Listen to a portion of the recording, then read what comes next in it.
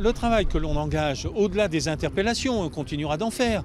S'il faut briser une porte d'entrée, et comme on l'a fait hier, on brisera la porte d'entrée. Mais ce que l'on engage ici, c'est un travail un peu de pacification. Les habitants honnêtes qui habitent ici ont besoin de vivre paisiblement. Donc on veut leur apporter cette qualité de vie au quotidien.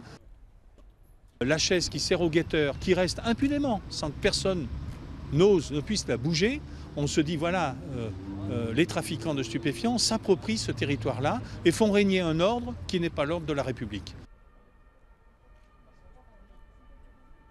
On a une première phase répressive où les services de police vont interpeller. En général, ça démarre par un trafic de stupéfiants, comme c'est le cas aujourd'hui au Clos La Rose.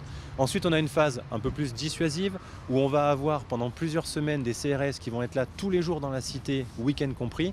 Le but principal, c'est évidemment rassurer les gens, reprendre pied dans la cité, mais surtout asphyxier le trafic résiduel, c'est-à-dire couper le lien entre l'acheteur et le vendeur. Ensuite, il y aura des phases qui vont s'enchaîner d'amélioration du cadre de vie. On enlève les carcasses des épaves, on enlève les encombrants.